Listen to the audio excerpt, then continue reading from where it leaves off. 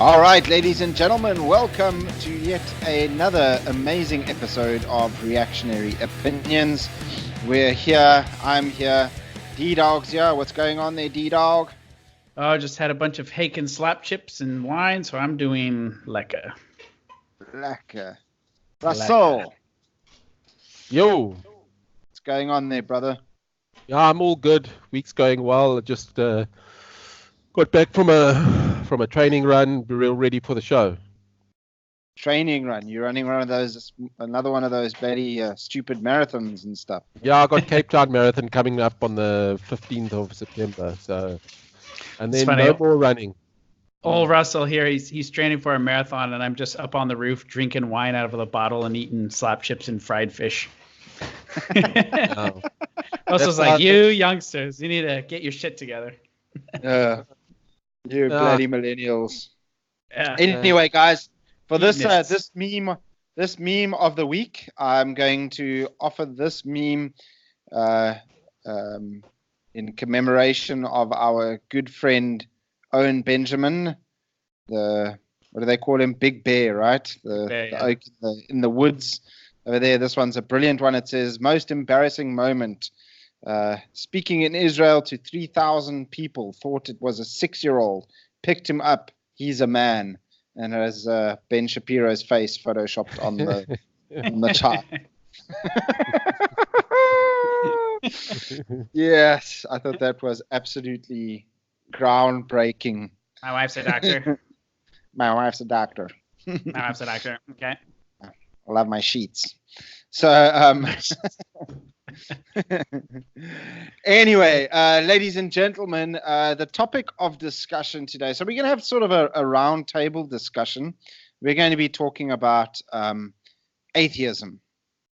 Okay. I kind of find that the topic of atheism pretty tiresome, because I feel like a lot of atheists take this stuff very seriously for something that they don't believe in at all. I find that particularly, it's almost like they've got a vested interest in this. Yeah. It's almost like it's a religion. Careful, Scott. We'll trigger them. Yeah. And then half of our libertarian audience will leave. What leads me to that thought is, if atheists were so okay with whatever they believe, which is nothing, then, they don't believe in nothing. They just don't believe that there's a God. But if they're so comfortable with it, why is there a need to evangelize? Why is it that Richard Dawkins has a concert-style evangelical show where 20,000 atheists come to his show, and he stands in front of them and tells them you should ridicule and mock Christians? Rockstar atheist, man. Rockstar atheist. Yeah, he's like, oh my God, it's Richard Dawkins. Oh my God. Yeah, hey, Dylan. It's him. Oh my God, it's him. Really him. Oh my God. It's really him. So I find it quite tiresome. I mean, myself, I'm a devout Christian. Russell also, Dylan as well, and we're pretty comfortable with our beliefs. I just get a bit frustrated when people misrepresent Christianity and misrepresent the things that we strongly believe in and all of that. So they kind of frame it as, you believe in what do they call it? A spaghetti monster in the sky kind of vibe. The flying spaghetti monster, yeah. The flying spaghetti monster. And I mean, I just, okay, cool, dude, whatever, doesn't really bother me, okay? That's why I find this topic quite tiresome. But before we get into a sort of a round table thing, guys, I've made some notes and stuff, and I just want to read through a lot of these notes. And a lot of these notes were inspired by a Christian apologist, Ravi Zacharias, who's brilliant guy, strong Christian, good man of God, and he's he makes some solid cases, or solid sort of arguments for religion and for God and that sort of thing. So, but I want to just make this crystal clear, okay?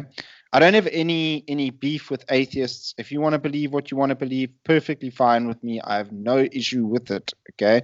I have very, very good close friends of mine that are atheists. I pray for them on a daily basis.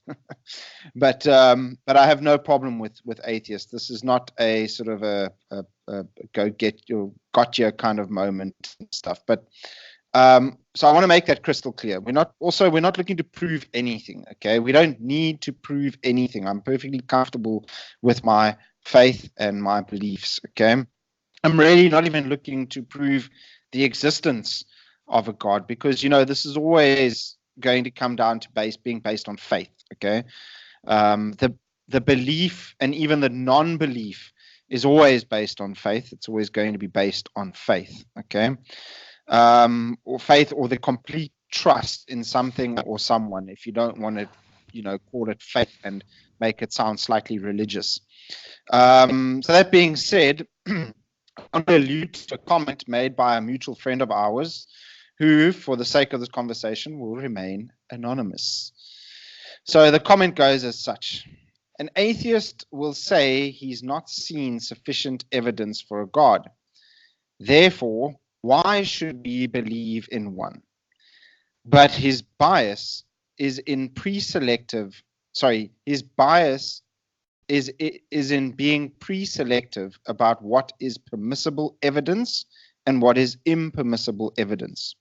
Existence itself is evidence of a supernatural being.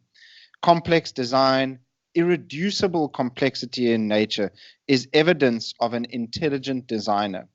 The miracles of the Bible have not been disproven. Christ's life is one of the most verifiably accurate accounts of ancient history. So the atheist's evidence-based unbelief is really a pre-selective bias of which evidence he permits. In other words, he doesn't believe in the supernatural because he only admits non-supernatural evidence, which is circular. What's funny is that purely material explanation of existence is totally absurd.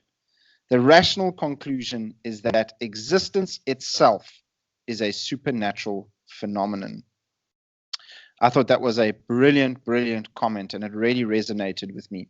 The arguments that atheists put forward is generally about science, and science being, the answer and everything. So the scientific study of the expansion of the universe and its incalculability of the vastness of the universe is not on the verge of being calculated by science. It has not even begun to comprehend the sheer scale and even scalability. It is at best realizing that the more they study the universe, the larger it becomes. Many atheists make the claim that science is filling the gap that is filled by God, or was filled by God in their minds. And we do not need a God to fill that gap anymore. The problem with that is that there will always be a gap. Some would argue that the larger the picture gets, the larger the gap gets. So what I mean by this is that science has never covered a gap in its entirety. Why? Because science does not deal in absolutes. It deals in hypotheses and many times assumptions. For example, this laptop has an SSD hard drive. How can scientists say that this particular model is the best one that exists? In fact, any SSD for that matter.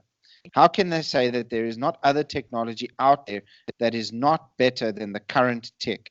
And when they find that tech, how can they say that with certainty that that tech is the best, and so on and so on? Well, they can't. So to say that science can fill a gap is preposterous. It is not only preposterous, but is anti-science and the core scientific method itself. Here's the definition of the scientific method. A method of procedure that has characterized natural science since the 17th century, consisting in systematic observation, measurement, and experiment, and the formulation, testing, and modifications of hypotheses. That being said, I will quote the founder of the Goddard Institute of Space, Robert Jastrow. For the scientist who lives by his faith and the power of reason, the story ends like a bad dream. He has scaled the mountains of ignorance. He is about to conquer its highest peak. As he pulls himself over the final rock, he is greeted by a band of theologians who have been sitting there for centuries. That's from his book, God and the Astronomers. Mm-hmm. There's another quote that I want to use, which is quite powerful. It's by David Berlinski. Now, I know, Dylan, you know who David Berlinski is. Russell, I'm not sure if you know who David Berlinski is. No, I don't think so. He's an outright agnostic. Dylan, sorry. Oh, no, I was just saying, David Berlinski is best known for, you're right, Scott, he is an agnostic, but he's best known for publishing a credible academic critique of Darwinian evolution. And recently he's come to prominence yet again because one of the, I can't remember the guy's name, but he's basically one of the top minds, I think at like MIT or Cambridge or something, working in computer science. And he basically published a paper reviewing his stuff. He's like, yeah, this actually makes sense, and this theory's bunk at this point because of X, Y, and Z reasons. So, but anyways, continue. I don't want to hijack it. So basically, Berlinski, yes, is an outright agnostic. So he's a skeptic and stuff. But you see, I can have respect for an agnostic stance, slightly more, because they admit that they do not know and they're merely skeptical. So I can sympathize with an agnostic more than I can sympathize with an outright atheist or a scientific atheist. Well, look, science is skepticism, most of the time. Yeah, precisely. So in his book, that was actually a response to Richard Dawkins' book, The God Delusion. He wrote in this preface of his book, called the book that he wrote is called The Devil's Delusion. So it was sort of a counter to Richard Dawkins' book, The God Delusion. So Russell likes that one. Russell likes that one. So anyway, the preface in the book goes as follows. Has anyone provided proof of God's existence? Not even close. Has quantum cosmology explained the emergence of the universe or why it is here?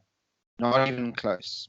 Have our sciences explained why our universe seems to be fine-tuned to allow for the existence of life? Not even close. Are physicists and biologists willing to believe in anything so long as it is not religious thought? Close enough. Has rationalism and moral thought provided us with an understanding of what is good, what is right, and what is moral? Not close enough. Has secularism in the terrible 20th century been a force for good?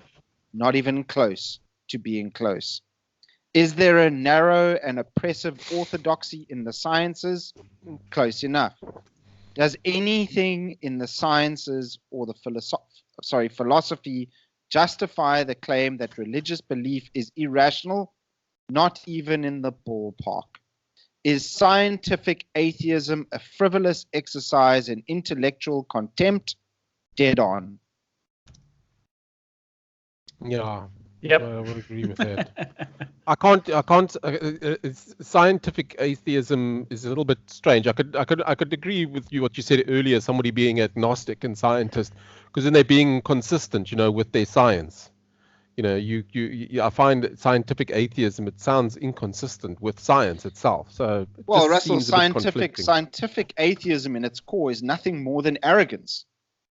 Yeah, it's academic arrogance. It's not actually maintaining. Yeah, and there's lots of that these days, just generally, and not necessarily in this debate, but there's a lot of academic arrogance out there. Tons of it. So that's basically in a nutshell, because the whole. I mean, most atheists are, well, they claim to be sort of hyper rational and that sort of thing, and most oaks are sort of, reasonable people and stuff. And I hope that they'll understand and take those statements made by some incredible minds and actually take that to mind and actually go and look at it subjectively and look at their view and say, hang on, I mean, let's open our minds a little bit and actually not be so dogmatic about your atheism. Yeah. No, and that's the thing too. There's and more how would you call it? More with it, atheists will sort of acknowledge this principle. They'll say, well, I can't know everything, so I can't be an atheist per se, but they basically do hard agnosticism, and they renounce anything which doesn't form, like what you were saying, to their key ideas about what evidence qualifies as. So they just disregard whole categories of, potential evidence like logic and reason and transcendental argumentation and stuff, and they'll say, oh, well, that's immaterial. I can't believe that. I'm a man of science. And then so I'm like, because okay, it doesn't, well, just because something doesn't suit their worldview, it's not admissible. Right, exactly. And that's the problem that we run into it again and again with these characters. Yeah, that's true. Hey, now I want to sort of Russell, I think that that you'll be able to, you and Dylan both will be able to go through this, because this is also a common thing that a lot of people say. They say things like the story of Jesus or Christianity and stuff was plagiarized from ancient pagan religions and all of that, which I think, I mean, look, a lot of people say things like, Christianity is the same as Islam, or, Christianity is the same as Buddhism, or whatever it is. And, you got to ask yourself these questions. If Christianity is the same as Islam, why have they created such vastly different societies? It's a simple question. If you can answer that, then you'll probably get the right answer, which is that the Christianity is fundamentally different and at best superficially similar to other faiths. Yeah, look, you can't. I mean, that's always been my argument. You can't compare. You can't even say any religion is the same as the next one. I mean, think of it. Wherever different religions have been practiced, it produced different societies, vastly different societies. Middle Eastern societies completely different from Far Eastern societies, which are completely different from Western societies, which would have been completely different from tribal societies, all practicing different forms of religion, and they're all radically different from each other, in and of themselves, radically different from each other. It's not like three of them are very similar and one's different. They're actually all very dissimilar. You're talking about the cultures and the societies. Yeah, and the religions themselves. Yeah, well, no, yeah. But I mean, what I'm saying is the societies are radically different because the religions are radically different. None of them are alike. You can't tell me that if all religions, all faiths, or all sort of ideas are the same, then Islam and the Far East would be extremely similar. You know what I mean? Yeah. Or Shintoism and Islam, same diff. would have been so marginally close societies. They would have produced very similar societies. It's just that's a silly sort of argument. That's a badly thought out argument to bring. It's a straw man, basically. Yeah, it's just not even that. It's just easy to knock down. It's not a very good. Exactly, Russell. It's the height of arrogance and ignorance. Because I mean, if you ask anybody who understands their, faith, and actually to quote Ravi Zacharias, Scott, whom you brought up earlier, he was talking a while ago, and how a lot of people from the outsides, who would you call them, like secular commentators, they'll say, well, all these religions are essentially the same. And he said, but if you ask any priest or rabbi or imam about it, they'll be like, look, we have some things we tend to agree on, like in terms of, certain societal morals and stuff. But if you dig down to it, we have very, very fundamentally different ideas about what human beings are, what their goals are, what their relationship to God is, and what salvation is, and what they need to do in order to attain that. So, absolutely, it's so blatant. I mean, anyone that makes that argument has never picked up a Bible, has never read, doesn't understand the difference between Christianity and Islam and Buddhism and. No, look, I mean, the thing is, they've never looked at the world around them. Quite simply put, they've never even looked at the world. They don't even have to read a single text of any religion. They just have to see basically the outworkings of it. You don't need precisely. You don't even need to read a single text of any religion to see that they are not the same. Yeah. But I mean, the thing is, I remember there was that hit, that absolute hit that was supposed to send Christianity into its shaking in its boots. Remember that intro to Zeitgeist about 10, 12 years ago? You showed a Zeitgeist. What's remember that? Yeah, I remember. That was the whole one where they showed the so-called similarities between the Egyptian gods and Jesus. And then they're using language to say that like the Egyptian sun god, God's son, they're like kind of tying in weird language. I mean, just connecting dots that don't exist, like proto Jordan Peterson. Yeah, just doing weird stuff. And then they say, things like they say in that Zeitgeist movie that it was he was visited by 3 kings and all that sort of thing. Meanwhile, in the Bible, it never says that 3 kings or 3 wise men visited Jesus. It just says they brought three gifts were brought. It never says how many men there came. So little things like that. It's such a Russell. It's so okay. So these arguments. Okay, I'm done with these arguments because there is zero. Because I mean, it's exactly like Ravi Zacharias says. He says that all faiths are fundamentally different and superficially similar. There is no. I mean, if you want to argue that, go and speak to anyone that's studied sort of theology or studied religions and all of this. They'll tell you. I mean, unless you want to just sort of rationalize it into existence, that okay, that's the way it is. I've just rationalized this now, so hey, that's the way it is, guys. You can pretty much rationalize rainbows and unicorns out of anywhere right now. So facts don't lie. Facts don't care about your feelings. An interesting thing, just a quick side note on Richard Dawkins. He was a massive proponent. Remember when they had the Brexit vote 3 years ago? He was a massive proponent of the status quo of remaining in union and all that sort of thing. And he basically went out there. Yeah, of course he was. But he basically went out there. He basically said people that vote to leave is like people that believe in all sorts of nonsense, and they're not being rational, and they're being basically calling anybody that voted leave a superior, inferior being. You know what I mean? And he absolutely did his lid when the vote came in to leave, and he said, you know what? He said there was a that's where. One of the Leave campaigners was asked, I think it was on a panel where Richard Dawkins was on, and one of the other panelists asked him, but the experts say it will be a disaster if we leave.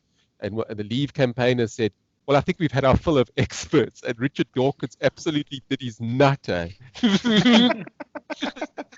Yeah, you see, because Richard Dawkins is part of those experts. We need of experts. Superhuman rationalizing.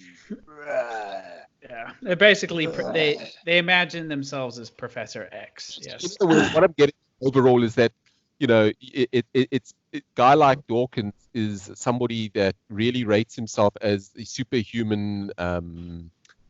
He's reached some sort of what would you call it? The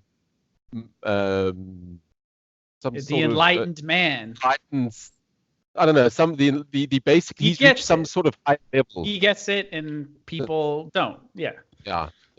Say it, man. Say it. Say what you sent in the message. Come on, say it. Scientism. Yeah. That's exactly what it is. That's exactly. Yeah, man. Science. And I've typed up some notes sort of in preparation for this, and I think this segues nicely into our talk about science. So, okay, so there's three angles I'm going to approach this from. This first is sort of this presuppositional attack. So the atheist will say, well, I only believe in science. I believe in science. And well, first off, what is science, right? So you mentioned the scientific method, but science, and I got this from Vox Day, and it's true. You think about it and you're like, yeah, it's true. And he didn't come up with this, but science is fundamentally three things. Science is the knowledge base. So what do we know, right? It's the method, which you talked about. And the third and very important part is science is the profession, right? So science is scientists in the sort of university structure and whatnot. And to pretend that third element is somehow devoid of the sorts of hubris and falsities that the other human institutions are is laughable. And the second point, the first part, is the knowledge base. People claim that things are right all the time, and then it turns out to be proven to be bullshit later on. And as David Berlinski, as David Berlinski, is sort of pointing to now, and it's gaining more steam. A lot of the critiques that creationists are just skeptics. They don't have to be creationists. They could be agnostics like David Berlinski are. They're leveling critiques now, which at the end of the day have to be taken seriously on scientific grounds. So it's utilizing the scientific method to critique basically dogmas, held society. And the new dogma for the past, century, half century, depending on the society, is Darwinism. So regarding the knowledge base, there's a very important book written by a guy called Thomas Kuhn in 1962. And the book was called The Structure of Scientific Revolution. Now, a lot of postmodernists and whatnot will like to quote him because they'll be like, see, look, he basically just he shows, and this is true. Thomas Kuhn shows that time and time again that science will have, a settled matter on something, but A, it always changes, and B, there's usually some sort of antecedent to that, which anticipates this change because of some sort of structure or power elite that wanted it to happen. And what ends up happening is it becomes ingrained, it becomes rigid, it doesn't like to change until essentially it's basically ground down by just being endlessly shamed by the wider society for being ridiculous. And that's absolutely true. And we're seeing that, happen over and over again. So, I mean, if we just look in our own lives, things that are scientific facts, right? Take your pick. Like when you guys were young, it was global cooling, and then it was acid rain, and now it's global warming. When we were young, it was the hole in the ozone layer. Which magically disappeared. Okay. You don't use spray cans. They make the hole in the ozone layer bigger. Oh shit! I actually remember that from primary school now. Yeah.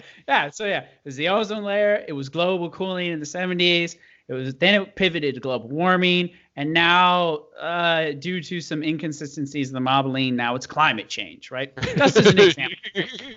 just this, and this is all within one person's lifetime, right? So basically, science that we know, and to quote Vox Day, is scientific fact. It has a name. It's called engineering. It's when you can actually take something and make something with it with replicable results. Yeah. Or you can solve an actual problem, physically solve the problem. Come up with an idea that actually meets a demand or a need, or you get what I'm saying. That's where you're using science constructively. So the science to make the laptops that we're talking on, all those sorts of things. That's engineering essentially. What you're saying. Exactly. Am I correct? Exactly. Yeah, it utilizes scientific principles, and we know they're true because we're talking on computers right now. Yeah, correct. It's observable. So it's observable, but again, here's the thing: is it's like I said, here's the thing: is science always leaves that little gap. Sure, we have the technology. Sure, we have the light bulb. Sure, we have the laptop. Sure, we have, my microphone and all this sort of thing. But how do we know, without a shadow of a doubt, that this is microphone technology that is around now is the best microphone technology? We have no idea. Yeah, we don't know what the end result we don't know, because like you said, it's constantly changing. It's always changing. So there's always that science might get it 99.99997% right, but there's always that 0.0003% chance that it could get it wrong. The problem I've got, generally speaking, like I mentioned earlier about Dawkins and being the expert and that sort of thing. There's just far too many experts in this world, that preach doctrine and dogma. You know what I mean?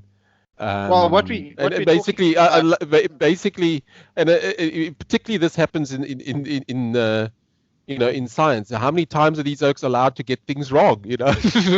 Still be called experts. What we're talking about now is what David Berlinski mentioned in that preface of his book. He said, is there a narrow and oppressive orthodoxy in the sciences? And there is. I mean, denying that is just, it's just, you have to be crazy not to deny, or to deny that. It's just, it's right in your face all the time. Yeah, it's basically science. Yeah. And people claiming themselves to be scientists of one stripe or another are nowadays, claiming, there's no such thing as, gender, social construct and whatnot. And they're like, well, I'm a social scientist, but it's just ridiculous. And the other thing too is and if you, I imagine if you probably talk to, as I have, like honest to goodness scientists in the know about certain phenomenon, there is a hell of a lot that even fundamentally people just take for granted that they don't understand. And atheists love to claim God of the gaps. Well, what about science of the gaps? They just assume a lot of these things work without any fundamental idea about how they work. So for instance, there's all kinds of theories about sort of how the world around us operates. But science is really good at sort of saying what's happening, but not necessarily explaining what's going on. So, for instance, I was listening to a fascinating interview about a guy who's a PhD, and he basically creates micro machines, basically. And he was talking to the dean of his department, and he was being criticized because he's like, look, you can't be, you're making us look bad by saying we don't know what the hell we're talking about. And this guy's an expert himself. And he's like, look, can you explain to me how any of this works or anything? We can observe what's happening. We have the sophisticated instruments and methodology to say what's happening. And then we know that if we do X, we get Y output. But really, do you have any idea how this operates? Tell me. And he's like, Bob or whatever the hell his name is, just as well as I do. We have no idea how the hell any of this works. We just can't tell them that because we look stupid. Jeez, And that's the thing. Even fundamental things like electricity or magnetism or even gravity, there's models, we know that it exists. Because, assuming that it doesn't, the universe doesn't make sense. We don't know why electrons act the way they do. We don't know why something of high mass attracts something else and whatnot. We can explain what's happening, but the reasons why, it's kind of, a lot of it is still unknown. Yeah. So I think the science one we've sort of covered. I want to move on to sort of the social aspects of atheism and stuff, but we'll get to morals in just a bit. But also tied in with morals, Russell, I don't know, we kind of mentioned this on the WhatsApp group a while ago, but apparently, and this is a tricky one, because a lot of people have this big stigma attached to this, saying that, yeah, okay, the Bible endorses slavery and all of that, and I don't know how to deal with it. I don't know. Sure, the Bible, might not, outlaw slavery and stuff, or forbid slavery, but I think there's context that needs to be highlighted on that subject. Yeah, look, my take on that is, first of all, you got to differentiate. There's a couple of things you got to differentiate. In my understanding, is in the ancient world there was various forms of slavery. Romans practiced a very different form of slavery to Hebrews, for instance, which is what the Bible is based on. Okay, there were even instances in Hebrew tradition where a slave could inherit his master's fortune. You could be the slave, but because there were instances of that. I think it was Abraham. If he didn't have a child or anybody or a son or whatever to pass on to, it's possible that he could have taken a slave and passed it on the whole fortune, his whole estate onto him. You know what I mean? Big difference between and also in Hebrew tradition, the slaves were basically semi part of the family anyway. It was a big difference to a Roman slave. There was a large amount of what we would say in today's context, a lot more humanity and humaneness, but still slave. You know what I mean? And then later on, if you look, there's instances of where the Roman centurion comes to Jesus. I think it's in I think it's in John's Gospel, where comes to Jesus visits him and says, "Look, my servant is ill. My house servant is ill. Come and heal him."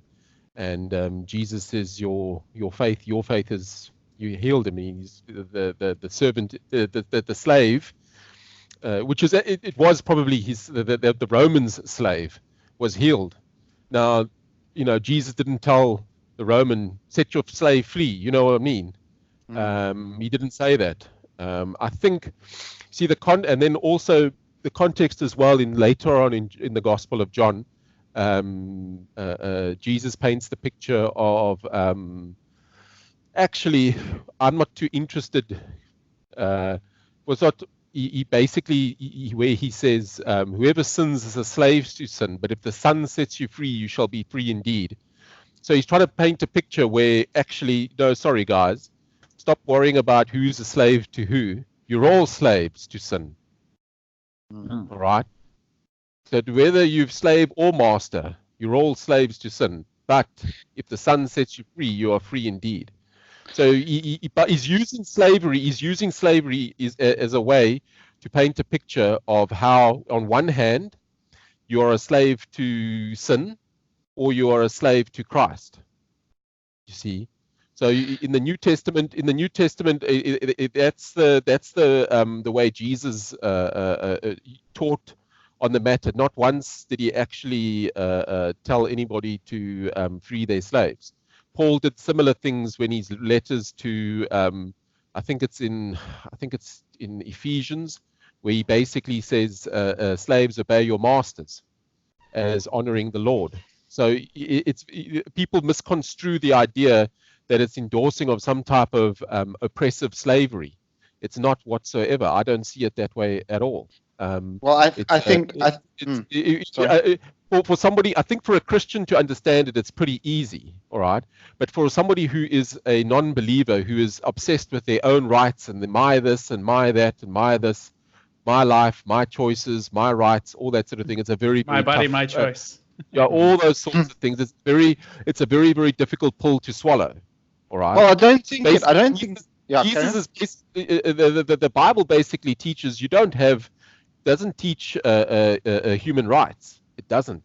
It actually teaches you're a slave to Christ. You give up your rights, and that is actually the point of why, metaphorically speaking, because you're talking of bigger issues. We're talking about eternity, be more concerned with eternity than this life. So if you're a slave, be more concerned with your spiritual well-being, because at the end of the day, your spiritual well-being is more important than you fighting for your rights to be so-called freed from your slave master. That is a very tough pill for people to swallow, but I've got I'll say categorically, I've got absolutely no problem with how slavery is handled in the Bible whatsoever. No guilt, no shame about it.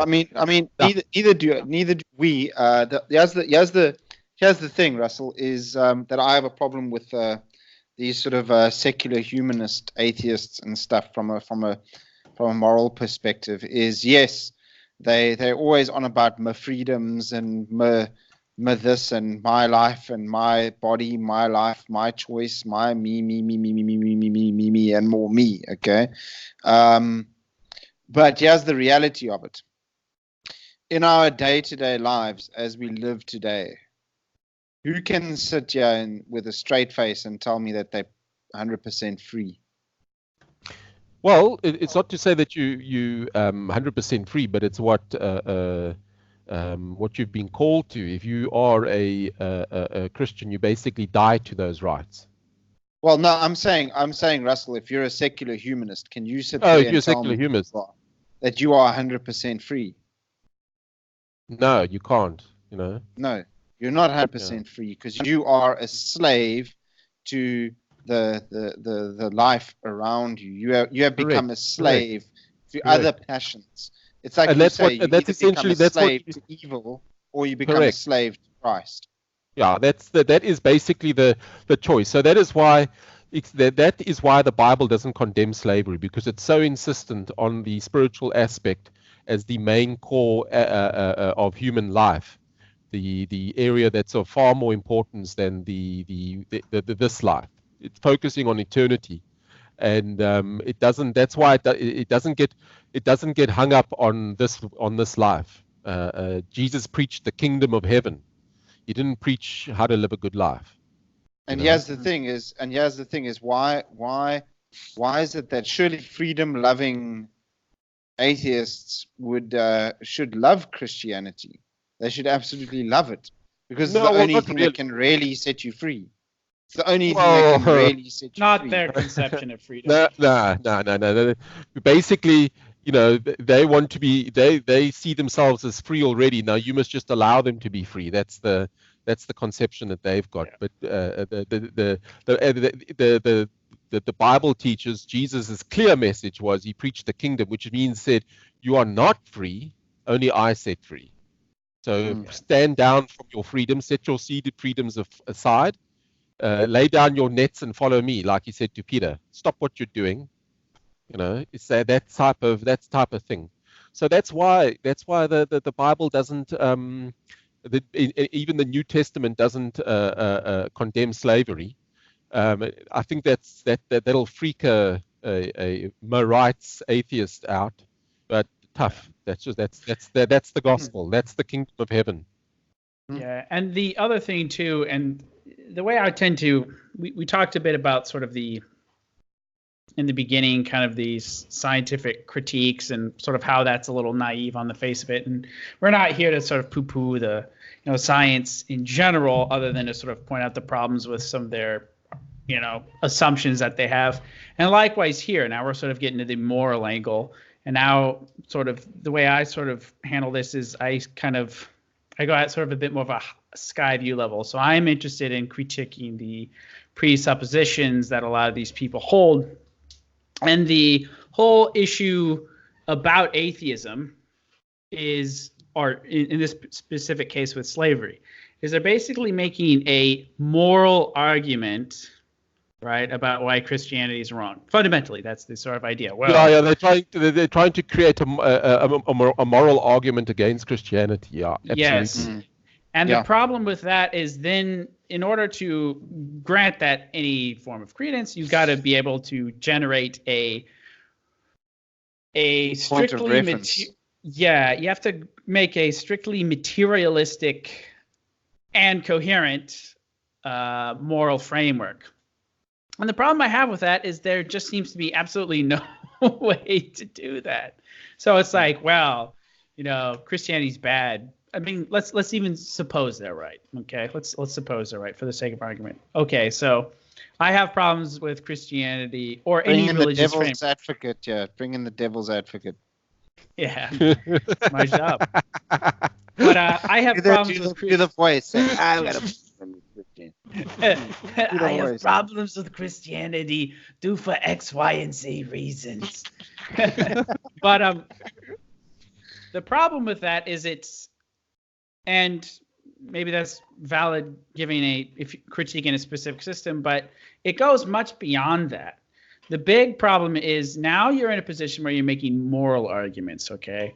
And moral arguments rely on metaphysics. And now you have to sort of construct a rationalist metaphysics reason. Now, the best way that now already, there's problems with that. You're like, wait, what? Okay. It's falling apart already. It's wrong. Well, why? Well, because it is my natural rights. And the problem with that is, if I look at nature, okay, what do I see naturally? I see animals eating each other. I see dude lions scaring away all the other dude lions, hogging the females for himself, and eating the cubs of, offspring that aren't his.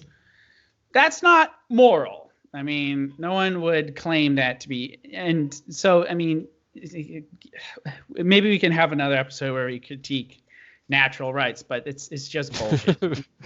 I mean, it's so-called animals are rational beings and stuff. What a crock of shit. We don't. It's basically, I really do take exception to, I know that at one point in that God Delusion book, old Richard Dawkins has a massive issue with God. He says the God of the Bible is this, he's that, he's this, he's this. He uses, I think he goes on a rant for about a paragraph. Narcissistic, this, wow. He goes on forever on all this God, basically turning God into the devil type of thing. You know what I mean? Yeah. And he obviously, like for reasons that I've just said, somebody like that, like I say, Jesus he didn't come here to teach you a nice way to live. He taught the kingdom of heaven. We're not here. He didn't come here to play games. You know what I mean? Again, what Dawkins is doing is he's raising moral objections to God. But the problem with that is I doesn't have any basis. I mean, how do you raise moral objections to begin with without God? Now, of course, you could say, well, pragmatism, right? I'm a goals-oriented guy, and I want, X, Y, and Z things. But the problem with that is, what happens when your goals and your values are at odds with someone else's, right? Well, then we're at loggerheads yet again, and there's no way to resolve this. So to make it's hilarious because a lot of these atheists they're moralizing, they're playing the moralizing game, but if you go to the end, fast forward and skip the credits, at the very end it's just nihilism. They just don't know that. They either don't know that or they conveniently forget it while they're telling you while you're a bad guy. It's just bullshit. Dylan, can I just want to mention something there. I think it's quite important to mention. Russell, can I talk? Yeah, sure. Yeah, man. Hello. Okay. Can you hear us? So I just want to. Yeah, I can hear you. There's just a bit of a delay. I think I just want to mention something which is quite important that I think that we should touch on, and I'm pretty sure you guys are aware of these three words: is autonomy, heteronomy, and theonomy. So I think those three are vitally important, which is what Dylan was saying with regards to someone's moral beliefs versus another person's moral beliefs and that sort of thing. What happens if you claim to be sort of an autonomous, naturally moral person and stuff? What happens when someone else has their own version of a natural autonomous morality and stuff, and it doesn't quite suit your natural morality and stuff, then what? You know what I mean? So basically what autonomy, heteronomy, and theonomy is so autonomy is a free being. So an individual who lives their life according to their own ways or even their own moral prerogatives. Heteronomy is a law that is dictated by the leader, and theonomy is a law that is dictated by God. So many atheists will claim that they are prone to autonomous culture. So, many atheists, specifically atheists that we know, are all about my freedoms and my autonomy. You know this, okay? So they sort of claim to be prone to autonomous culture. This is absolutely false. It's utterly, utterly false. If they believed in autonomy or the autonomous culture, they'd be fine with Christians and would literally say something like, well, let them believe they want to believe. But they, like Dawkins, they turn around and say Christians should be ridiculed and mocked. Okay. So it's clear, quite clear that there's that counter thing. So they directly divert to a heteronomous culture of intolerance by saying things like Christians are stupid, Christians should be ridiculed, and that sort of thing. Okay. And we've all seen how this is played out in secular or atheist societies throughout history. I mean, if I can just name a couple of the rock stars of secular atheism, Mao, Hitler, Stalin, Pol Pot, just to name a few, Nice guys. So, nice guys. Right. Fantastic. Savory guys. characters. Tremendous. So this is and Russell, I did mention this to you as well, is I actually I've been noticing a lot of this weird atheism out there and stuff. Some dude on Facebook said this to me. He said, people, and this is just absolute horse crap. It says people are better at, listen to this. It says, the comment was, people are better at rationalizing morals. It's just, that's what is your point of reference? What proves that? What have you got? What evidence have you got that people are better at rationalizing morals? Give me the evidence, okay? But I'll tell you what, I'll give you my evidence right now of where humans are not better at rationalizing morals, okay? Here's my evidence, okay? Many people and atheists say that all of the wars and all of the destructions of this world were solely as a result of religious wars, okay? Now, religious wars, the percentage of religious wars over the history of the planet makes up for, I think, about somewhere around a whopping 6.8% of all wars, okay, ever fought on Earth, okay? Maybe. Most of them were from, most of them were from, secular social issues and that sort of thing that had zip to do with religion, okay? So let's look at an example. Many people, say that the Crusades was one of the worst religious wars, or one of the worst wars, and it's always used as an example against Christians, okay, about how violent religion can be, okay? So here's the thing, okay? So many people use the Crusades as an example, because without a doubt it was a religious war. There's no arguing that, okay? So the Crusades lasted about 200 years, and a high top-end estimate of deaths across those 200 years was about 3 million, okay? Now let's look at that strike rate.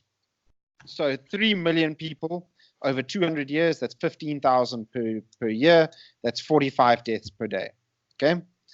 Now let's take secular deaths, okay? Now I'm not going to call them secular wars or anything, because I'm just going to use an example which is easy to use, okay?